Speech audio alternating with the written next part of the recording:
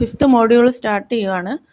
നമുക്ക് കമ്പൈലർ ഡിസൈനിൽ fifth മോഡ്യൂളും sixth മോഡ്യൂളും കുറേയൊക്കെ തിയറി ബേസ്ഡ് ആയിട്ടാണ് വരുന്നത്. പ്രോബ്ലംസ് ഒക്കെ കുറവാണ്. ഓക്കെ, അപ്പം ഫിഫ്ത്ത് മോഡ്യൂളിൽ നമ്മൾ മെയിനായിട്ട് എന്താ നോക്കുന്നതെന്ന് വെച്ചാൽ റൺ ടൈം എൻവയോൺമെന്റ്സിനെ കുറിച്ചാണ്. ഇത് നമ്മളൊരു പ്രോഗ്രാം റൺ ചെയ്യുന്ന സമയത്ത് അതിനകത്ത് ഓരോരോ കാര്യങ്ങൾ എങ്ങനെയാണ് ഹാൻഡിൽ ചെയ്യുന്നത്, മെമ്മറി അലോക്കേഷൻ എങ്ങനെയാണ് വരുന്നത്, അങ്ങനെയുള്ള കുറേ കാര്യങ്ങളെ കുറിച്ചാണ് ഈ മോഡ്യൂൾ 5 പറയുന്നത്. ദെൻ അതുപോലെ തന്നെ ഇന്റർമീഡിയറ്റ് കോഡ് ജനറേഷനും അവസാനം വരുന്നുണ്ട്.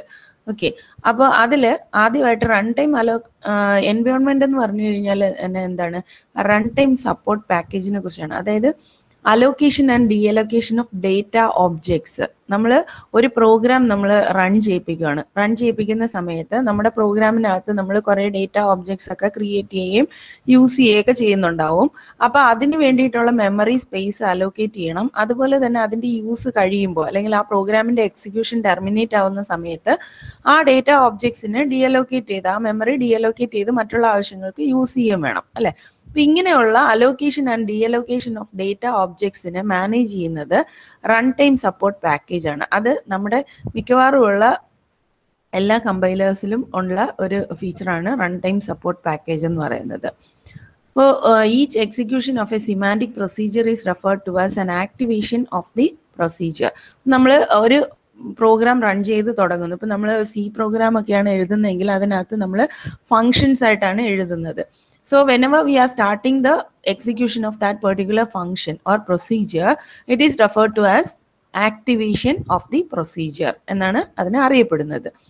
ദെൻ ആ ഒരു പ്രൊസീജിയർ റിക്കർസീവ് ആണെങ്കിൽ, റിക്കർസീവ് എന്ന് പറഞ്ഞു കഴിഞ്ഞാൽ എന്താണ്, same procedure will be calling itself, right. So ആ ഒരു പ്രൊസീജിയർ റിക്കർസീവ് ആണെങ്കിൽ സെയിം ടൈമിൽ തന്നെ അതിൻ്റെ ഒന്നിലധികം ആക്ടിവേഷൻസ് അലൈവ് ആയിരിക്കും.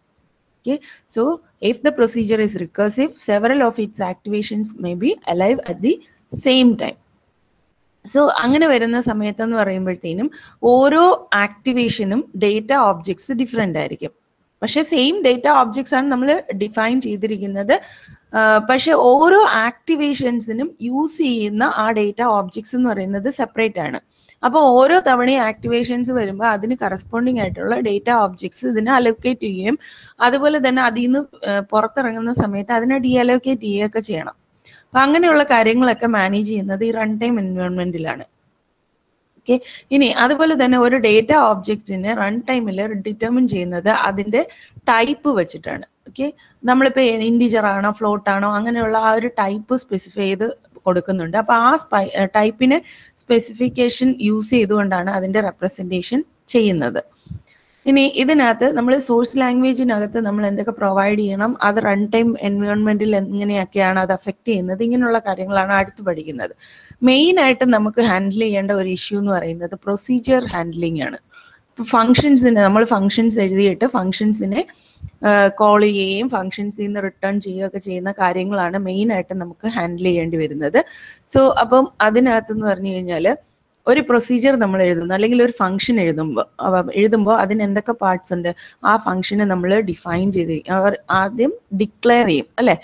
ഇങ്ങനെ ഒരു ഫംഗ്ഷൻ നമ്മൾ യൂസ് ചെയ്യുന്നുണ്ട്, ഇതിനകത്ത് ഇന്ന ആർഗ്യുമെന്റ്സ് ഒക്കെ ഉണ്ട് എന്നുള്ള ഒരു ഡിക്ലറേഷൻ ഉണ്ടാവും. ദെൻ അതിനൊരു ഡെഫിനിഷൻ ഉണ്ടാവും. ഡെഫിനിഷൻ എന്ന് പറയുമ്പോൾ അതിനൊരു ബോഡി ഉണ്ടാവും. ഓക്കെ, അപ്പോൾ ഈ ഓരോ ഡെഫിനിഷൻ ആൻഡ് ഡിക്ലറേഷൻ എന്ന് പറയുന്നത് ഒരു ഐഡന്റിഫയറുമായിട്ട് അസോസിയേറ്റഡ് ആയിരിക്കും. അതായത് ഓരോ പ്രൊസീജിയറിനും നമ്മൾ നെയിം കൊടുക്കുന്നുണ്ട്. ആ നെയിമിനെയാണ് നമ്മളിവിടെ ഐഡന്റിഫയർ എന്ന് പറയുന്നത്. So will be providing an identifier with a statement which is associated with the procedure definition and the declaration. So identifier എന്ന് പറയുന്നത് പ്രൊസീജിയർ നെയിം ആണ്. ദെൻ സ്റ്റേറ്റ്മെന്റ് എന്ന് പറയുന്നത് ഇവിടെ പ്രൊസീജിയർ ബോഡിയാണ് കാണിക്കുന്നത്. ഇനി അതുപോലെ തന്നെ നമ്മൾ ഏതെങ്കിലും പ്രൊസീജിയർ വാല്യൂസ് റിട്ടേൺ ചെയ്യുന്നുണ്ടെങ്കിൽ അതിനെ നമ്മൾ ഫങ്ഷൻസ് എന്നാണ് പറയുന്നത്. Then when a procedure name appears within an executable statement, നമ്മൾ ഒരു എക്സിക്യൂട്ടബിൾ സ്റ്റേറ്റ്മെന്റിനകത്താണ് നമ്മൾ പ്രൊസീജിയർ നെയിം വിളിക്കുന്നതെങ്കിൽ അതിനെയാണ് നമ്മൾ എന്ത് പറയുന്നത്, പ്രൊസീജിയർ കോൾ എന്ന് പറയുന്നത്. ഓക്കെ, സോ പ്രൊസീജിയർ കോൾ എന്ന് പറയുമ്പോഴത്തേനും ആ പ്രൊസീജിയറിന്റെ ബോഡി എക്സിക്യൂട്ട് ചെയ്യാനുള്ള ആ ഒരു കമാൻഡാണ് നമ്മൾ പ്രൊസീജിയർ കോൾ എന്ന് പറയുന്നത്. ഈ പ്രൊസീജിയർ കോൾ എപ്പോഴും ഒരു എക്സിക്യൂട്ടബിൾ സ്റ്റേറ്റ്മെന്റിനകത്ത് നമ്മൾ കൊടുക്കുന്ന പ്രൊസീജിയർ നെയിം ആയിരിക്കും വരുന്നത്. അത് നമ്മൾ ഓൾറെഡി പഠിച്ചിട്ടുള്ള കാര്യങ്ങളൊക്കെ തന്നെയാണ്. ഇപ്പോൾ ഇതിനൊരു എക്സാമ്പിൾ ഇവിടെ കൊടുത്തിട്ടുണ്ട്. ഒരു ഫംഗ്ഷൻ നമ്മൾ എഴുതുന്ന സമയത്ത് ഇത് ഫംഗ്ഷൻ ആണെന്ന് അറിയിക്കാൻ വേണ്ടി ഫംഗ്ഷൻ കീവേഡ് കൊടുത്തിട്ടുണ്ട്. ഇത് പാസ്കലാണ്. അപ്പോൾ പാസ്കലിൽ ഇങ്ങനെയാണ്, ഈ ഒരു ഡിക്ലറേഷൻ ആണ് വരുന്നത്. ഫംഗ്ഷൻ എന്നുള്ള കീവേഡ്, ദെൻ ആഡ് എന്ന് പറയുന്നത് ആ ഫംഗ്ഷന്റെ പേരാണ്.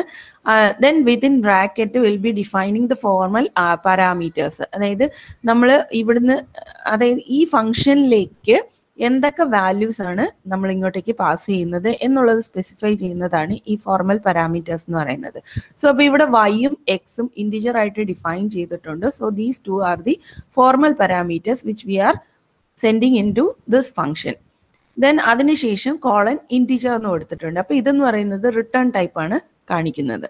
ഓക്കെ, ദെൻ അതിനുശേഷം ഇത് ഈ കാണിച്ചിരിക്കുന്ന സ്റ്റേറ്റ്മെന്റ്സ് എല്ലാം ചേരുന്നതാണ് ഈ ഫംഗ്ഷന്റെ ബോഡി എന്ന് പറയുന്നത്. അതുപോലെ തന്നെ നമ്മൾ ഈ ഫംഗ്ഷന് ഇപ്പൊ ഇത്രയാവുമ്പോഴത്തേനും നമ്മുടെ ആ ഫംഗ്ഷന്റെ ഡെഫിനിഷൻ കഴിയുവാണ്. ദെൻ ഇനി ഈ ഫംഗ്ഷനെ ആക്ടിവേറ്റ് ചെയ്യണമെങ്കിൽ we have to call that function. അപ്പൊ അതിനെയാണ് ഫംഗ്ഷൻ കോൾ എന്ന് പറയുന്നത്. ഫംഗ്ഷൻ കോൾ എന്ന് പറയുന്നത് നമുക്കൊരു എക്സിക്യൂട്ടബിൾ സ്റ്റേറ്റ്മെന്റ് ആയിട്ട് നമ്മൾ ഈ ഫംഗ്ഷൻ നെയിം യൂസ് ചെയ്യുകയാണ് ചെയ്യുന്നത്. അപ്പൊ ഇവിടെ ആഡ് എന്നുള്ളതാണ് ഫംഗ്ഷൻ നെയിം വരുന്നത്. സോ ആഡ്, ദെൻ അതിനുള്ളിൽ നമ്മൾ വാല്യൂസ് പാസ് ചെയ്ത് കൊടുക്കുന്നു. നേരത്തെ ഇവിടെ ഡിഫൈൻ ചെയ്തിട്ടുണ്ട് വൈ എന്നും എക്സ് എന്നും പറഞ്ഞ് 2 ഇൻറ്റിജർ വാല്യൂസ് ഇതിലേക്ക് പാസ് ചെയ്യുന്നുണ്ട് എന്നുള്ളത് നമ്മൾ സ്പെസിഫൈ ചെയ്ത് പറഞ്ഞിട്ടുണ്ട്. സോ ആ 2 ഇൻറ്റിജർ വാല്യൂസ് നമ്മൾ ആ ഫംഗ്ഷനെ കോൾ ചെയ്യുന്ന സമയത്ത് ഇവിടുന്ന് സെൻഡ് ചെയ്ത് കൊടുക്കുന്നു. So these two are called actual parameters. അപ്പൊ നമ്മൾ ഇവിടുന്ന് കൊടുക്കുന്ന ആ ആക്ച്വൽ വാല്യൂസിനെയാണ് നമ്മൾ ആക്ച്വൽ പാരാമീറ്റേഴ്സ് എന്ന് പറയുന്നത്.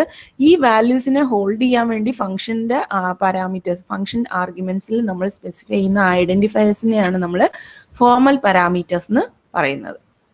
ഓക്കെ, ഇതൊക്കെ നമുക്ക് അറിയാവുന്ന കാര്യങ്ങളൊക്കെ തന്നെയാണ്. ഇനി എപ്പോഴും ഈ ഫോർമൽ പാരാമീറ്റേഴ്സ് എന്ന് പറയുന്നത് ഡമ്മി ആർഗ്യുമെന്റ്സ് എന്നും കൂടി അറിയപ്പെടാറുണ്ട്. So the identifiers appearing in a procedure definition are called formal parameters or parameters of the procedure. അതും അല്ലെങ്കിൽ ഡമ്മി ആർഗ്യുമെന്റ്സ് എന്നും ഇത് അറിയപ്പെടാറുണ്ട്. ദെൻ ആക്ച്വൽ പാരാമീറ്റേഴ്സ് എന്ന് പറയുന്നത് ആർഗ്യുമെന്റ്സ് നമ്മൾ എവിടെ നിന്നാണോ ആ കോളിൽ സ്പെസിഫൈ ചെയ്യുന്നത് അതിൽ പറയുന്ന ആ ആക്ച്വൽ ആയിട്ടുള്ള വാല്യൂസിനെയാണ് നമ്മൾ ആക്ച്വൽ പാരാമീറ്റേഴ്സ് എന്ന് പറയുന്നത്. സോ ആ ആക്ച്വൽ പാരാമീറ്റേഴ്സിൽ നമ്മൾ എന്ത് വാല്യൂ ആണ് പാസ് ചെയ്ത് കൊടുക്കുന്നത് അത് നേരെ ഫോർമൽ പാരാമീറ്റേഴ്സിലേക്ക് കോപ്പി ചെയ്യും. കോപ്പി ചെയ്തിട്ട് ആ ഫംഗ്ഷൻ ബോഡിയിൽ എവിടെയൊക്കെ ഫോർമൽ പാരാമീറ്റേഴ്സ് യൂസ് ചെയ്യുന്നുണ്ടോ അവിടെ എല്ലാം തന്നെ ഈ ആക്ച്വൽ പാരാമീറ്റേഴ്സിന്റെ വാല്യൂ വെച്ചാണ് റീപ്ലേസ് ചെയ്യുന്നത്. ദെൻ ഈ ഫംഗ്ഷൻ ആക്ടിവേഷനുമായിട്ട് ബന്ധപ്പെട്ട് വരുന്ന വേറൊരു ടേമാണ് ആക്ടിവേഷൻ ട്രീ എന്ന് പറയുന്നത്. ആക്ടിവേഷൻ ട്രീ എന്ന് പറഞ്ഞു കഴിഞ്ഞാൽ നമ്മൾ ഓരോ പ്രൊസീജിയറിനെ അല്ലെങ്കിൽ ഓരോ ഫംഗ്ഷനെ ആക്ടിവേറ്റ് ചെയ്യുന്ന സമയത്ത്, ആക്ടിവേറ്റ് ചെയ്യാന്ന് പറഞ്ഞാൽ എന്താണ്, അതിന്റെ എക്സിക്യൂഷൻ ആണ്. ആ പ്രൊസീജിയറിന്റെ ബോഡി നമ്മൾ എക്സിക്യൂഷൻ ചെയ്ത് തുടങ്ങുന്നതിനെയാണ് നമ്മൾ ആക്ടിവേഷൻ ഓഫ് ദി പ്രൊസീജിയർ എന്ന് പറയുന്നത്. അപ്പോൾ ഒരു പ്രൊസീജിയറിനെ നമ്മൾ അതിന് ആക്ടിവേറ്റ് ചെയ്യുന്നു എന്ന് വിചാരിക്കുക. അപ്പോൾ അതിന്റെ ലൈഫ് ടൈം എന്ന് പറയുന്നത് it is the sequence of steps between the first and last steps in the execution of the procedure body. നമ്മുടെ പ്രൊസീജിയറിനകത്ത് ആ പ്രൊസീജിയർ ബോഡിയിൽ നമ്മൾ കുറേ സീക്വൻസ് ഓഫ് സ്റ്റെപ്സ് അല്ലെങ്കിൽ നമ്പർ ഓഫ് സ്റ്റേറ്റ്മെന്റ്സ് കൊടുത്തിട്ടുണ്ടായിരിക്കും. അതിൽ ഫസ്റ്റ് സ്റ്റെപ്പ് എക്സിക്യൂഷൻ തുടങ്ങുന്നത് മുതൽ ലാസ്റ്റ് സ്റ്റെപ്പിന്റെ എക്സിക്യൂഷൻ വരെയുള്ള ആ ഒരു പോർഷനെയാണ് നമ്മൾ, അല്ലെങ്കിൽ ആ ഒരു മൊമെന്റിനെയാണ് നമ്മൾ അതിന്റെ ലൈഫ് ടൈം എന്ന് പറയുന്നത്. So which is including the time spend executing procedures called by P. ഇപ്പൊ നമ്മൾ പി എന്ന് പറയുന്ന ഒരു പ്രൊസീജിയറിനെയാണ് ആക്ടിവേറ്റ് ചെയ്തിരിക്കുന്നതെങ്കിൽ ആ ആക്ടിവേറ്റ് ചെയ്ത പ്രൊസീജിയർ വേറെ ഏതെങ്കിലും ഫംഗ്ഷൻസിനെ കോൾ ചെയ്യുന്നുണ്ടെങ്കിൽ അതിൻ്റെയും കൂടി എക്സിക്യൂഷൻ കഴിഞ്ഞ് തിരിച്ചു വരുന്നത് വരെ ആയിരിക്കും ഇതിന്റെ ലൈഫ് ടൈം എന്ന് പറയുന്നത്. ഓക്കെ, ദെൻ ഇപ്പം എ എന്നും ബി എന്നും പറഞ്ഞ് നമുക്ക് 2 പ്രൊസീജിയർ ആക്ടിവേഷൻസ് ഉണ്ടെന്ന് വിചാരിക്കുക. അങ്ങനെയാണെങ്കിൽ അതിന്റെ ലൈഫ് ടൈംസ് ചില സമയത്ത് നോൺ ഓവർലാപ്പിംഗ് ആവാം, അതല്ല എങ്കിൽ നെസ്റ്റഡും ആവാം. നോൺ ഓവർലാപ്പിംഗ് വരുന്നത് എപ്പോഴായിരിക്കും, എയും ബിയും ഇൻഡിപെൻഡന്റ് പ്രൊസീജിയേഴ്സ് ആയിട്ട് നിൽക്കുന്ന സമയത്ത്, രണ്ടും ഇൻഡിപെൻഡന്റ് ആയിട്ടുള്ള 2 ഫംഗ്ഷൻസ് ആണെങ്കിൽ will be calling them separately, right? So in that case it will be non-overlapping functions. Okay, but when it is A calls B, okay, if suppose the procedure A calls B or B calls A, അങ്ങനെയൊക്കെ വരുന്ന ആ ഒരു സിറ്റുവേഷനിലാണ് നമ്മൾ procedures nested ആയിട്ട് മാറുന്നത്.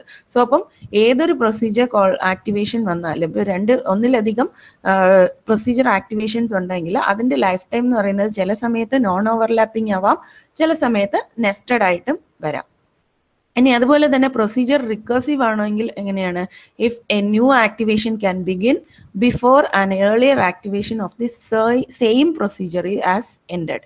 Okay, ഒരു activation, അതായത് ഒരു പ്രൊസീജിയറിന്റെ ആക്ടിവേഷൻ നടന്നു, ആ ആക്ടിവേഷൻ തീരുന്നതിന് മുമ്പ് തന്നെ ആ സെയിം പ്രൊസീജിയറിന്റെ വീണ്ടും ഒരു ആക്ടിവേഷൻ വരുവാണെങ്കിലാണ് നമ്മൾ ആ പ്രൊസീജിയർ റിക്കർസീവ് ആണ് എന്ന് പറയുന്നത്. സോ നമ്മൾ ഈ ഒരു വേയില് നമ്മൾ ഈ ആക്ടിവേഷൻസ്, പ്രൊസീജിയറിന്റെ ആക്ടിവേഷൻസിന്റെ കൺട്രോള് എൻറ്റർ ചെയ്യുകയും ലീവ് ചെയ്യുകയും ഒക്കെ ചെയ്യുന്നതിന് ഒരു ഗ്രാഫിക്കൽ റെപ്രസെൻറ്റേഷൻ നമ്മൾ യൂസ് ചെയ്യുന്നുണ്ട്. അതിനൊരു ട്രീ റെപ്രസെൻറ്റേഷൻ യൂസ് ചെയ്യുന്നുണ്ട്. അതിനെയാണ് നമ്മൾ ആക്ടിവേഷൻ ട്രീ എന്ന് പറയുന്നത്. അപ്പൊ ഇവിടെ റൂട്ടായിട്ട് ഒരു പ്രൊസീജിയർ ഉണ്ട്, എസ് എന്ന് പറയുന്ന പ്രൊസീജിയർ ആർ എന്ന് പറയുന്ന പ്രൊസീജിയറിനെ കോൾ ചെയ്തിരിക്കുന്നു. അതുപോലെ ക്യൂ എന്ന് പറയുന്ന ഒരു പ്രൊസീജിയറിനെയും കോൾ ചെയ്തിരിക്കുന്നു. ക്യൂ എന്ന് പറയുന്ന പ്രൊസീജിയർ അഗെയിൻ പി എന്ന് പറയുന്ന വേറൊരു പ്രൊസീജിയറിനെ കോൾ ചെയ്തിരിക്കുന്നു. അപ്പൊ ഇങ്ങനെ ഓരോ ആക്ടിവേഷൻസിനെയും നമുക്ക് ഒരു ട്രീ റെപ്രസെൻറ്റേഷൻ വഴി കാണിച്ചു കഴിഞ്ഞാൽ we can find out easily it's control entering and living the activations. Okay, so ഇതിനെയാണ് നമ്മൾ ആക്ടിവേഷൻ ട്രീ എന്ന് പറയുന്നത്. അപ്പൊ ഇതിൽ നമ്മൾ വിത്ത് ആർഗ്യുമെന്റ്സ് സ്പെസിഫൈ ചെയ്ത് കഴിഞ്ഞാൽ ഓരോ സ്ഥലത്തേക്ക് നമ്മൾ പാസ് ചെയ്തിരിക്കുന്ന വാല്യൂസും കാര്യങ്ങളും എല്ലാം തന്നെ നമുക്ക് കൃത്യമായിട്ട് അറിയാൻ പറ്റും. അപ്പൊ ഇതാണ് ആക്ടിവേഷൻ ട്രീ എന്ന് അറിയപ്പെടുന്നത്. ദെൻ അതുപോലെ പ്രൊസീജിയർ ആക്ടിവേഷനുമായിട്ട് ബന്ധപ്പെട്ട് വരുന്ന അടുത്തൊരു കാര്യമാണ് കൺട്രോൾ സ്റ്റാക്ക് എന്ന് പറയുന്നത്. Control stack, flow of control in a program corresponds to a depth first traversal of the activation tree that starts at the root. നമ്മൾ ആക്ടിവേഷൻ ട്രീ ക്രിയേറ്റ് ചെയ്യുന്ന കാര്യം പറഞ്ഞു. അപ്പൊ ആ ആക്ടിവേഷൻ ട്രീയിൽ ഡെപ്ത് ഫസ്റ്റ് ട്രാവേഴ്സൽ അപ്ലൈ ചെയ്ത് കഴിഞ്ഞാൽ ആ കിട്ടുന്ന ആ ഒരു ഫ്ലോ ഓഫ് ആ ഒരു കിട്ടുന്ന റിസൾട്ട് ആയിരിക്കും നമ്മുടെ പ്രോഗ്രാമിന്റെ ഫ്ലോ ഓഫ് കൺട്രോൾ എന്ന് പറയുന്നത്. റൂട്ട് മുതൽ നമ്മുടെ ഫ്ലോ ഓഫ് കൺട്രോൾ എന്ന് പറയുന്നത് അതായിരിക്കും. അതായത് നമ്മളിപ്പോൾ ഈ നിന്ന് തുടങ്ങുന്നു അല്ലെ, അപ്പൊ ഇതിന്റെ ഫ്ലോ ഓഫ് കൺട്രോൾ വരുന്നതെന്ന് പറഞ്ഞു കഴിഞ്ഞാൽ ഡെപ്ത് ഫസ്റ്റ് സെർച്ച് ആണ്. ഡെപ്ത് ഫസ്റ്റ് സെർച്ച് എന്ന് പറയുമ്പോഴത്തേനും ആദ്യം R വരുന്നു, ദെൻ അതിനുശേഷം PQ. ഈ ഒരു രീതിയിൽ നമ്മൾ സോർട്ട് ചെയ്ത് കഴിഞ്ഞാൽ നമുക്ക് ഇതിന്റെ കറക്റ്റ് ആയിട്ടുള്ള ആ ഒരു ഫ്ലോ ഓഫ് കൺട്രോള് അറിയാൻ പറ്റും എന്നുള്ളതാണ് ഈ പറഞ്ഞിരിക്കുന്നത്. ദെൻ ഈ ലൈവ് ആയിട്ടുള്ള പ്രൊസീജിയർ ആക്ടിവേഷൻസിനെ നമ്മളിപ്പോൾ കീപ് ട്രാക്ക് ചെയ്യണം. ഓരോ തവണയും നമ്മൾ ഈ പ്രൊസീജിയർ ആക്ടിവേഷൻസ് ഉണ്ടാക്കിയാൽ മാത്രം പോരല്ലോ, അപ്പൊ അതിന്റെ ഓരോ പ്രൊസീജിയർ ആക്ടിവേഷൻസ് ഉണ്ടാക്കുമ്പോഴും അതിൻ്റെതായിട്ടുള്ള ഡേറ്റ ഓബ്ജക്ട്സും കാര്യങ്ങളും എല്ലാം തന്നെ ഉണ്ടാകും. അപ്പൊ അതിന്റെ ആ ഒരു പ്രൊസീജിയർ ആക്ടിവേഷൻസിനെ നമ്മൾ കീപ് ട്രാക്ക് ചെയ്താൽ മാത്രമേ കറക്റ്റ് ആയിട്ടുള്ള പ്രൊസീജിയർ എക്സിക്യൂഷൻ നടത്താൻ പറ്റത്തുള്ളൂ. അപ്പൊ ആ ഒരു live procedure activations keep track ചെയ്യാനുള്ള മെത്തേഡാണ്, അല്ലെങ്കിൽ അതിനു വേണ്ടിയുള്ള ഒരു പ്രൊവിഷനാണ് കൺട്രോൾ സ്റ്റാക്ക് എന്ന് പറയുന്നത്. അപ്പോൾ കൺട്രോൾ സ്റ്റാക്കിലാണ് നമ്മൾ ഓരോ തവണയും ഓരോ പ്രൊസീജിയർ ആക്ടിവേഷൻസ് ക്രിയേറ്റ് ചെയ്യുമ്പോഴും അതിനെ കൺട്രോൾ സ്റ്റാക്കിലേക്കാണ് സ്റ്റോർ ചെയ്യുന്നത്. സോ ഇവിടെ എന്താ ചെയ്യുന്നതെന്ന് വെച്ച് കഴിഞ്ഞാൽ ഓരോ തവണയും ഓരോ പ്രൊസീജിയർ ആക്ടിവേഷൻ നടക്കുമ്പോഴും അതിന് കറസ്പോണ്ടിങ് ആയിട്ടുള്ള ഒരു ആക്ടിവേഷൻ ഇൻഫർമേഷൻ കൺട്രോൾ സ്റ്റാക്കിലേക്ക് പുഷ് ചെയ്യുന്നു. അതുപോലെ തന്നെ ആ ആക്ടിവേഷൻ എൻഡ് ചെയ്യുന്ന സമയത്ത് ആ കൺട്രോൾ സ്റ്റാക്കിൽ നിന്ന് അതിന്റെ കറസ്പോണ്ടിങ് ആക്ടിവേഷൻ ഇൻഫർമേഷനെ പോപ്പ് ചെയ്ത് കളയുന്നു. അങ്ങനെയാണ് ഈ കൺട്രോൾ സ്റ്റാക്ക് മെയിൻറ്റെയിൻ ചെയ്യുന്നത്. സോ എപ്പോഴും content of the control stack are related to paths to the root of the activation tree. അപ്പോൾ കൺട്രോൾ സ്റ്റാക്കിന്റെ കണ്ടന്റ് എന്ന് പറയുന്നത് എപ്പോഴും റിലേറ്റ് ചെയ്തിരിക്കുന്നത് ആക്ടിവേഷൻ ട്രീയുടെ റൂട്ടിൽ നിന്നുള്ള കൺട്രോൾ ആ ഒരു പാത്തിനെ റിലേറ്റ് ചെയ്തിട്ടായിരിക്കും നമ്മൾ എപ്പോഴും ഈ ഒരു പ്രൊസീജിയർ ആക്ടിവേഷൻ പുഷും പോപ്പും എല്ലാം തന്നെ ചെയ്യുന്നത്. ഓക്കെ, അപ്പോൾ നമ്മുടെ ഒരു പ്രൊസീജിയർ നമുക്ക് ചെയ്യണമെങ്കിൽ അതിനകത്ത് ആക്ടിവേഷൻ ട്രീസ് നമ്മൾ ചെയ്ത് കഴിഞ്ഞാൽ എന്ത് ചെയ്യാം, അതിന്റെ പ്രൊസീജിയറിന്റെ ആ ഒരു പാത്ത് അറിയാൻ പറ്റും, കൺട്രോൾ പാത്തും കാര്യങ്ങളും ഒക്കെ അറിയാൻ പറ്റും. അതുപോലെ തന്നെ ഓരോ ആക്ടിവേഷൻസും അതിന്റെ അനുസരിച്ചുള്ള ഇൻഫർമേഷൻസ് സ്റ്റോർ ചെയ്യാൻ വേണ്ടി നമ്മൾ കൺട്രോൾ സ്റ്റാക്കാണ് യൂസ് ചെയ്യുന്നത്. ഇനി ഒരു ഡിക്ലറേഷന്റെ സ്കോപ്പിനെ കുറിച്ചാണ് പറയുന്നത്. ഓക്കെ, അപ്പൊ നമ്മൾ ഫങ്ഷൻസ് ആക്ടിവേറ്റ് ചെയ്യാൻ വേണ്ടിയിട്ടാണ് ഈ പറഞ്ഞ കാര്യങ്ങളെല്ലാം ഉപയോഗിക്കുന്നത്. ഇനി അടുത്ത് ഓരോ ഡിക്ലറേഷൻസിനെ ഇത് എങ്ങനെയാണ് സ്കോപ്പ് ഡിഫൈൻ ചെയ്യുന്നത് എന്നുള്ള കാര്യങ്ങളാണ്. ഇത് നമുക്ക് അറിയാവുന്ന കാര്യം തന്നെ. നമ്മൾ ഒരു വേരിയബിൾ ഇതുപോലെ ഡിക്ലെയർ ചെയ്യുവാണ്. ഇങ്ങനെ ഒരു സിൻടാക്റ്റിക് കൺസ്ട്രക്ട് നമ്മൾ കൊടുത്തു കഴിഞ്ഞാൽ അതിനകത്ത് ടൈപ്പ് അസോസിയേറ്റ് ചെയ്തിട്ട് ഒരു നെയിമിനെ ഒരു ടൈപ്പുമായിട്ട് അസോസിയേറ്റ് ചെയ്താണ് നമ്മൾ വെക്കുന്നത്. ഇപ്പൊ വേരിയബിൾ ഐ കോളൻ ഇൻറ്റിജർ എന്ന് പറഞ്ഞാൽ ഐ എന്ന് പറയുന്ന ഒരു വേരിയബിൾ നമ്മൾ ഡിക്ലെയർ ചെയ്യുവാണ്. അതായത് ഐ എന്ന് പറയുന്ന ഒരു നെയിം അത് അസോസിയേറ്റ് ചെയ്തിരിക്കുന്ന ടൈപ്പ് ഇൻറ്റിജർ ആണ് എന്നുള്ളതാണ് ഈ ഒരു ഡിക്ലറേഷൻ വഴി നമ്മൾ പറയുന്നത്. സോ അപ്പം ഒരു പ്രോഗ്രാമിന്റെ തന്നെ പല പാർട്ടിൽ നമ്മൾ സെയിം നെയിം ഡിക്ലറേഷൻസ് ഉണ്ടെന്ന് വിചാരിക്കുക. അങ്ങനെയാണെങ്കിൽ അതെല്ലാം തന്നെ ഇൻഡിപെൻഡന്റ് ഡിക്ലറേഷൻസ് ആയിട്ടായിരിക്കണം നമ്മൾ ട്രീറ്റ് ചെയ്യേണ്ടത്. ദെൻ സ്കോപ്പ് റൂൾസ്, ഒരു ലാംഗ്വേജിന്റെ സ്കോപ്പ് റൂൾസ് എന്ന് പറയുന്നത് which declaration of a name applies when the name appears in the text of a program. ഒരു പ്രോഗ്രാമിനകത്ത് നമ്മൾ ഈ നെയിം എവിടെയാണോ അപ്ലൈ ചെയ്തിരിക്കുന്നത് അത് വെച്ചിട്ടാണ് നമ്മൾ അതിൻ്റെ സ്കോപ്പിന്റെ ഡിക്ലറേഷൻ, അതായത് ആ ഒരു ലാംഗ്വേജിന്റെ അതിന്റെ സ്കോപ്പ് നമ്മൾ ഡിഫൈൻ ചെയ്യുന്നത്. അപ്പൊ അതിന് എക്സാമ്പിൾ എന്ന് പറഞ്ഞു കഴിഞ്ഞാൽ ഇപ്പം എന്താ പറയുക, നമ്മളൊരു പ്രോഗ്രാമിനകത്ത് പ്രോഗ്രാം സ്റ്റാർട്ട് ചെയ്യുന്നതിന് മുന്നേ തന്നെ നമ്മളൊരു വേരിയബിൾ ഡിക്ലെയർ ചെയ്യുകയാണെങ്കിൽ അതിനെ നമ്മൾ ഗ്ലോബൽ എന്ന് പറയും. അതുപോലെ തന്നെ ഒരു ഫംഗ്ഷനുള്ളിലോ അല്ലെങ്കിൽ ഒരു പോർഷൻ ഓഫ് സ്റ്റേറ്റ്മെന്റ്സിനുള്ളിലോ ആണ് നമ്മളൊരു വേരിയബിളിനെ ഡിക്ലെയർ ചെയ്യുന്നതെങ്കിൽ അതിനെ ലോക്കൽ എന്ന് പറയും. ഇതെല്ലാം ഓരോരോ ഡിഫറെന്റ് സ്കോപ്സ് ആണ് അല്ലെ.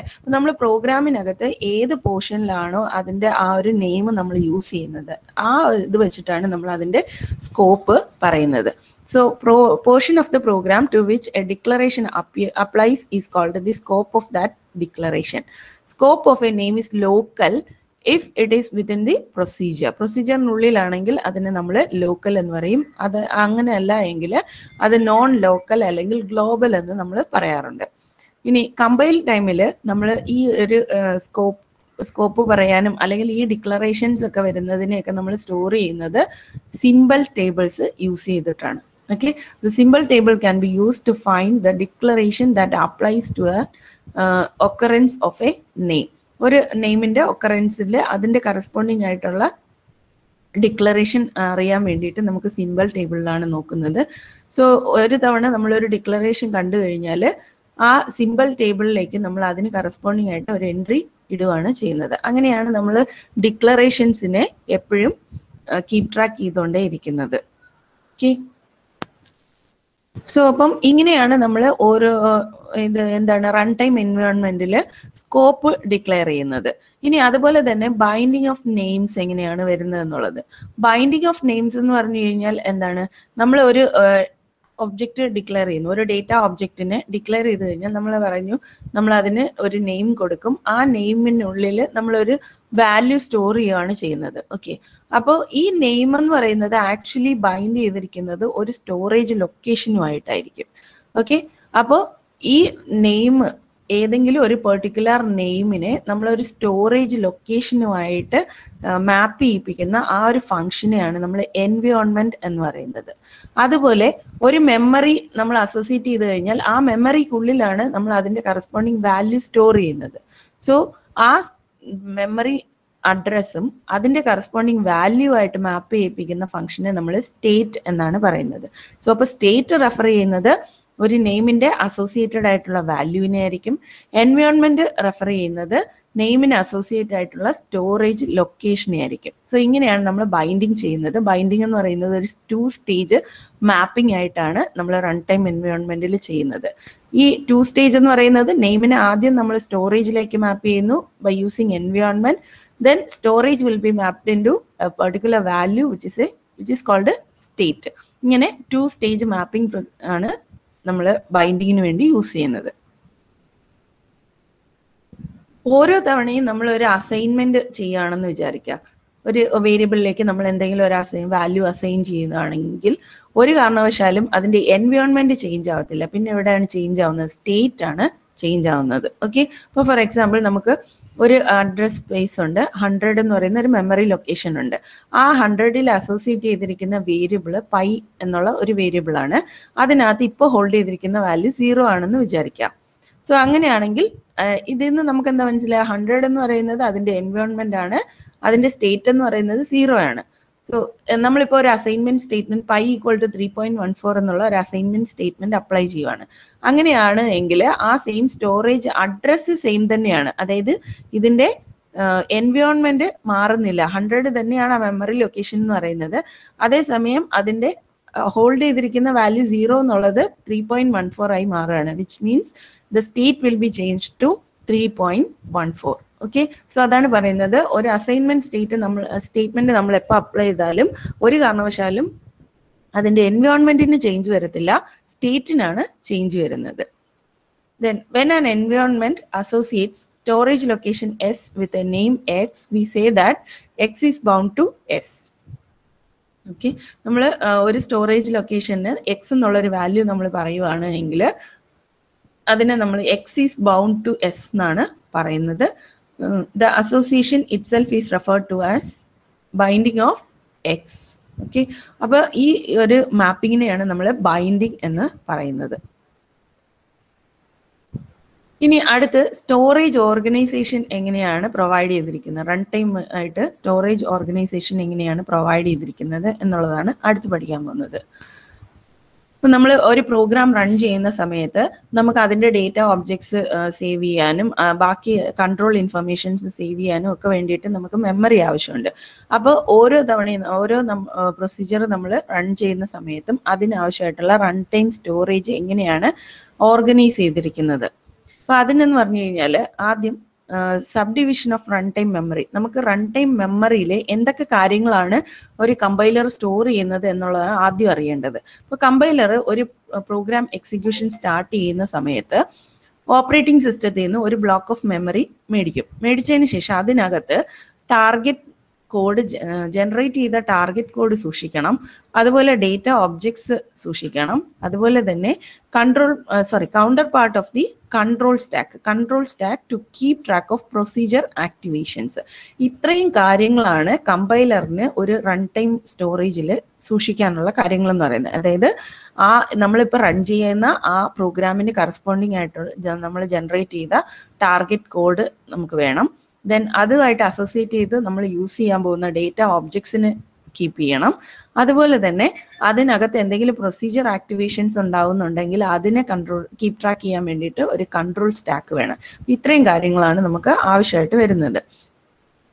എപ്പോഴും നമ്മുടെ ഈ ജനറേറ്റ് ചെയ്യുന്ന ടാർഗറ്റ് കോഡ് എന്ന് പറയുന്നത് ഫിക്സ്ഡ് ആയിരിക്കും. അതായത് കമ്പൈൽ ടൈം കഴിയുമ്പോൾ തന്നെ നമ്മൾ കമ്പൈൽ ചെയ്ത് കഴിയുമ്പോൾ തന്നെ അതിൻ്റെ ടാർഗറ്റ് കോഡ് ജനറേറ്റ് ആയി കഴിയും. അപ്പോൾ ആ കിട്ടുന്ന ടാർഗറ്റ് കോഡിന്റെ സൈസ് തന്നെയായിരിക്കും എപ്പോഴും റൺ ചെയ്യുന്ന സമയത്താണെങ്കിൽ എപ്പോഴാണെങ്കിലും അതിന്റെ സൈസ് സെയിം തന്നെയായിരിക്കും. ഡേറ്റ ഓബ്ജക്ട്സിന്റെ കേസും മിക്കവാറും ഉള്ളതെല്ലാം തന്നെ നമുക്ക് കമ്പൈൽ ടൈമിൽ അറിയാൻ പറ്റും. പക്ഷെ ചില കേസ് ഡൈനാമിക്കലി നമ്മൾ സ്പെസിഫൈ ചെയ്തിരിക്കുന്ന ഏതെങ്കിലും ഡേറ്റ ഓബ്ജക്ട്സ് ആണെങ്കിൽ കമ്പൈൽ ടൈമിൽ അറിയാൻ പറ്റില്ല. സോ അപ്പോൾ ഇങ്ങനെയുള്ള സ്റ്റാറ്റിക്കലി നമുക്ക് ഡിറ്റർമിൻ ചെയ്യാൻ പറ്റുന്നതെല്ലാം തന്നെ കമ്പൈൽ ടൈമിൽ നമുക്ക് അറിയാൻ പറ്റും. അപ്പോൾ അതിനനുസരിച്ചായിരിക്കും നമ്മൾ ഈ മെമ്മറിയെ അലോക്കേറ്റ് ചെയ്യുന്നത്. സോ അപ്പം നമ്മൾ റൺ ടൈം മെമ്മറി നമുക്കൊരു ബ്ലോക്ക് ഓഫ് മെമ്മറി കമ്പൈലറിന് കിട്ടിക്കഴിഞ്ഞാൽ കമ്പൈലർ ആദ്യം ടാർഗറ്റ് കോഡിന് വേണ്ടിയിട്ട് ഫിക്സഡ് സൈസ് സ്പെസിഫൈ ചെയ്ത് കൊടുക്കും. ദെൻ അതുപോലെ തന്നെ നമ്മുടെ പ്രോഗ്രാമിനകത്ത് യൂസ് ചെയ്തിരിക്കുന്ന സ്റ്റാറ്റിക് ഡേറ്റ എല്ലാം തന്നെ അടുത്ത സെക്ഷനിലേക്ക് സ്റ്റോർ ചെയ്യും. ഇനി ചില കേസസിൽ നമുക്ക് എന്തുണ്ടാവും, ഡൈനാമിക് ഡേറ്റ ഉണ്ടാവും, അതുപോലെ തന്നെ പ്രൊസീജിയർ ആക്ടിവേഷൻസും ഉണ്ടാവും. അപ്പോൾ ആ പ്രൊസീജിയർ ആക്ടിവേഷൻസും കാര്യങ്ങളും എല്ലാം നമ്മളൊരു സ്റ്റാക്കിലാണ്, അതായത് നമ്മൾ നേരത്തെ പഠിച്ചു കൺട്രോൾ സ്റ്റാക്കാണ് നമുക്ക് വേണ്ടത്. സോ അപ്പോൾ പ്രൊസീജിയർ ആക്ടിവേഷൻസ് കീപ് ട്രാക്ക് ചെയ്യാൻ വേണ്ടിയിട്ട് സ്റ്റാക്ക് അലോട്ട് ചെയ്ത് കുറച്ച് പേർഷൻ സ്റ്റാക്കിന് വേണ്ടി കൊടുക്കും. അതുപോലെ ബാക്കി എന്തെങ്കിലുമൊക്കെ ഇൻഫർമേഷൻസ് റെലവെൻ്റ് ആയിട്ടുള്ള രജിസ്റ്റർ ഇൻഫർമേഷനോ പ്രോഗ്രാം കൗണ്ടറിൻ്റെ ഇൻഫർമേഷനോ ഒക്കെ നമുക്ക് സേവ് ചെയ്യാനുണ്ടെങ്കിൽ അതിന് വേണ്ടിയിട്ട് കുറച്ച് ഹീപ്പ് മെമ്മറി കൂടി അലോക്കേറ്റ് ചെയ്യും. ഓക്കെ, ഇങ്ങനെയാണ് അതിൻ്റെ സ്റ്റോറേജ് ഓർഗനൈസേഷൻ വരുന്നത്. നമ്മളൊരു പ്രോഗ്രാം റൺ ചെയ്യുന്ന സമയത്ത് നമ്മുടെ റൺ ടൈം മെമ്മറിയെ ഇങ്ങനെയാണ് ഓർഗനൈസ് ചെയ്യുന്നത്. അതായത് കുറച്ച് ഫിക്സഡ് പാർട്ട് ടാർഗറ്റ് കോഡിന് വേണ്ടിയിട്ടും ദെൻ കുറച്ച് ഫിക്സഡ് പാർട്ട് സ്റ്റാറ്റിക് ഡേറ്റ അലോക്കേഷന് വേണ്ടിയിട്ടും കൊടുക്കുന്നു. ദെൻ അതുപോലെ പ്രൊസീജിയർ ആക്ടിവേഷൻസിന് വേണ്ടിയിട്ട് നമ്മളൊരു സ്റ്റാക്കാണ് ക്രിയേറ്റ് ചെയ്യുന്നത്. ദെൻ അതുപോലെ അസോസിയേറ്റഡ് ആയിട്ടുള്ള അതർ ഇൻഫർമേഷൻസ് സ്റ്റോർ ചെയ്യാൻ വേണ്ടി കുറച്ച് പോർഷൻ ഹീപ്പ് സ്ട്രക്ചറായിട്ട് ഹീപ്പ് മെമ്മറി ആയിട്ട് പ്രൊവൈഡ് ചെയ്യുന്നുണ്ട്. Then separate area of runtime memory called a heap holds all other information. ബാക്കിയുള്ള ഇൻഫർമേഷൻസ് സ്റ്റോർ ചെയ്യാനാണ് നമ്മൾ ഹീപ്പ് ഏരിയ യൂസ് ചെയ്യുന്നത്.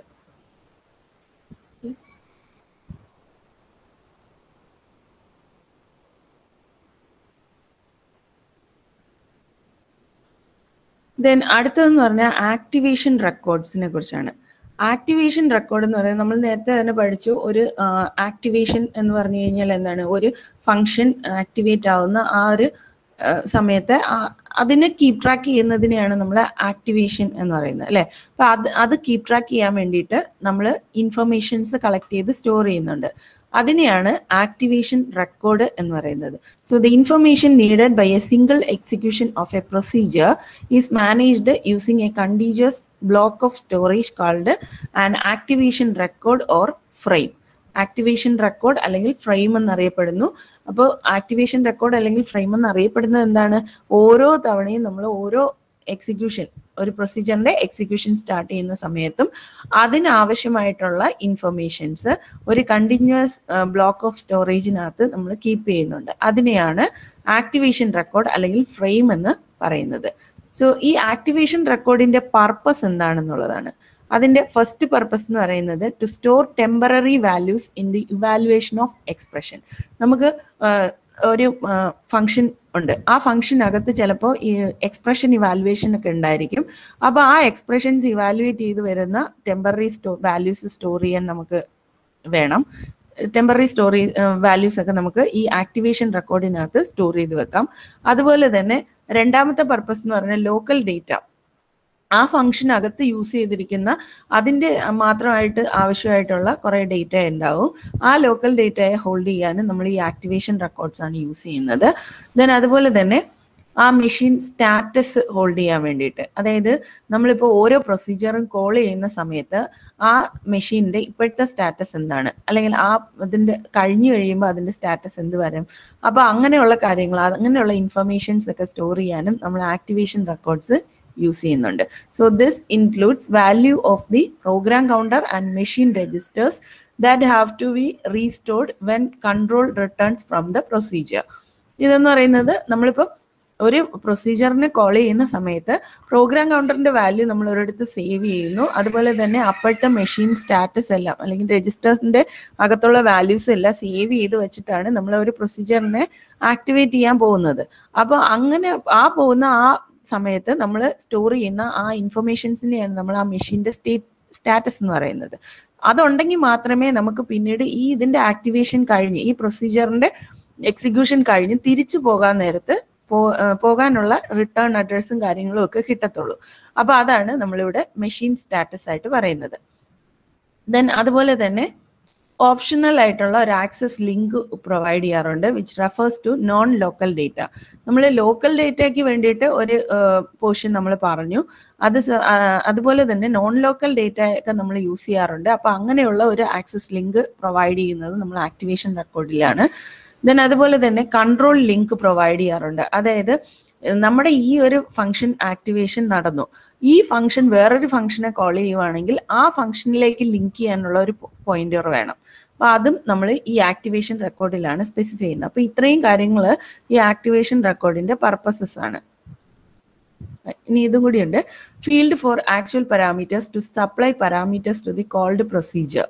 ഓക്കെ, നമ്മൾ കോൾ ചെയ്യുന്ന പ്രൊസീജിയറിലേക്കുള്ള വാല്യൂസ് സപ്ലൈ ചെയ്യാനുള്ള പാരാമീറ്റർ വാല്യൂസ് ഒക്കെ നമ്മൾ ഇതിനകത്താണ് സ്റ്റോർ ചെയ്യുന്നത്. ദെൻ അതുപോലെ റിട്ടേൺ വാല്യൂസ്, കോൾ ചെയ്ത പ്രൊസീജിയറിലേക്ക് റിട്ടേൺ ചെയ്യേണ്ട വാല്യൂസും എല്ലാം തന്നെ നമ്മൾ ഇതിലേക്കാണ് പ്രൊവൈഡ് ചെയ്യുക. സോ അപ്പോൾ ഒരു ആക്ടിവേഷൻ റെക്കോർഡ് ഇത്രയും ഫീൽഡാണ് അതിനകത്ത് ഉണ്ടാവുക. ഈ ഒരു രീതിയിലായിരിക്കും വരിക. അതായത് റിട്ടേൺ ചെയ്യേണ്ട വാല്യൂസ്, ആക്ച്വൽ പാരാമീറ്റേഴ്സ് എന്തെങ്കിലും ഉണ്ടെങ്കിൽ അതുണ്ടാവും, ഓപ്ഷണൽ കൺട്രോൾ ലിങ്കും ആക്സസ് ലിങ്കും ഓപ്ഷണലാണ്. കൺട്രോൾ ലിങ്ക് എന്ന് പറയുന്നത് എന്താണ്, നമ്മൾ വേറൊരു, അതായത് ഈ പ്രൊസീജിയറിൽ നിന്ന് വേറൊരു പ്രൊസീജിയർ കോൾ ചെയ്തിട്ടുണ്ടെങ്കിൽ അതിലേക്കുള്ള ലിങ്കാണ് കൺട്രോൾ ലിങ്ക് എന്ന് പറയുന്നത്. ആക്സസ് ലിങ്ക് എന്ന് പറഞ്ഞു കഴിഞ്ഞാൽ നമ്മളിപ്പോൾ ഗ്ലോബലി ഒരു ഡേറ്റ അല്ലെങ്കിൽ നമ്മുടെ ഈ ഒരു ഫംഗ്ഷനിൽ ഉള്ള ഡേറ്റ അല്ലാണ്ട് വേറെ ഏതെങ്കിലും ഫംഗ്ഷനിൽ നിന്നുള്ള ഡേറ്റ നമ്മൾ ആക്സസ് ചെയ്യുന്നുണ്ട് എങ്കിൽ അതിലേക്കുള്ള ഒരു ലിങ്കാണ് ഇവിടെ ആക്സസ് ലിങ്ക് എന്ന് പറയുന്നത്. ദെൻ അതുപോലെ തന്നെ മെഷീൻ സ്റ്റാറ്റസ് സേവ് ചെയ്യാനുള്ള ഇൻഫർമേഷൻസ് ഉണ്ട്, അതിന്റെ കറസ്പോണ്ടിങ് ലോക്കൽ ഡേറ്റ ഉണ്ട്, ടെമ്പററി വാല്യൂസ് സ്റ്റോർ ചെയ്യുന്നുണ്ട്. അപ്പൊ ഇത്രയും ഡീറ്റെയിൽസ് ചേരുന്നതാണ് നമ്മുടെ ഒരു ആക്ടിവേഷൻ റെക്കോർഡ് എന്ന് പറയുന്നത്. So sizes of each of these fields can be determined at the time a procedure is called, mostly at compile time. അപ്പോൾ ഈ നമ്മൾ ഈ പറഞ്ഞ ഇത്രയും കാര്യങ്ങൾ നമുക്ക് ഇതിനകത്ത് വേണമെന്ന് പറഞ്ഞു. ഇതിന്റെ ഓരോന്നിന്റെ സൈസ് നമ്മൾ ഡിറ്റർമിൻ ചെയ്യുന്നത് കമ്പൈൽ ടൈമിലായിരിക്കും. ആ പ്രൊസീജിയർ കോൾ ചെയ്യുന്ന സമയത്ത് കമ്പൈൽ ടൈമിലായിരിക്കും ഇതിന്റെ എല്ലാത്തിൻ്റെ സൈസസ് ഫിക്സ് ചെയ്ത് ആ ഓരോ പോർഷനും എത്ര സൈസ് അലോക്കേറ്റ് ചെയ്യണം എന്നുള്ളതെല്ലാം ഡിസൈഡ് ചെയ്യുന്നത്. ഓക്കെ, അപ്പോൾ ഇത്രയും കാര്യങ്ങളാണ് ഇന്നിപ്പോൾ നമ്മൾ ഡിസ്കസ് ചെയ്യുന്നത്.